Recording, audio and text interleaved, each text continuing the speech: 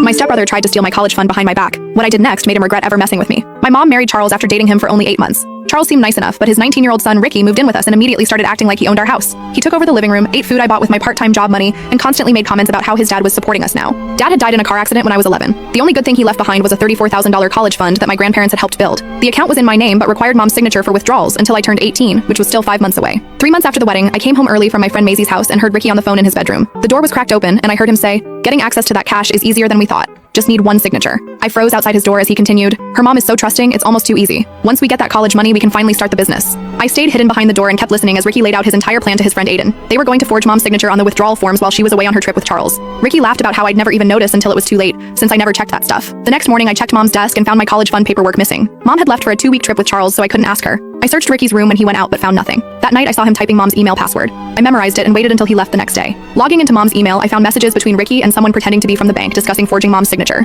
There was also an email from the real bank about someone trying to change my account contact information to Ricky's phone. In the drafts folder were emails where he practiced writing as mom, authorizing transfers. He'd even attached a scan of her driver's license. I took screenshots and called my Aunt Georgina, who never liked Charles or Ricky. We went to the bank together and learned Ricky had already submitted forms to withdraw $15,000 for a supposed emergency tuition payment. The bank had flagged it as suspicious since the signature didn't match. They were waiting for verification from my unreachable mom. "We need to freeze this account immediately," Aunt Georgina told the manager. We froze the account and filed a fraud report. At home, I checked our shared computer. Ricky wasn't tech-savvy enough to clear his history, which showed searches for how to forge signatures and bank withdrawal without ID. The downloads folder contained scanned copies of mom's signature. I found his social media still logged in, with messages to Aiden discussing using my money to buy inventory for counterfeit sneakers. I printed everything and showed Georgina. She suggested we confront him at our regular Sunday dinner at her house. She simply called Ricky and told him everyone was expected to come since it was tradition while mom was away. When Ricky arrived at the dinner, Aunt Georgina, Uncle Dave, my 3 cousins, and my mom's best friend Yolanda were all there. I had told them everything and shown them the evidence. We acted normal through the first half of dinner, making Ricky feel comfortable. As dessert was served, I placed the thick folder of evidence on the table. "Ricky, we know about the college fund," I said, pushing the folder toward him. He went pale, then red, then tried to laugh it off before making a dash for the door.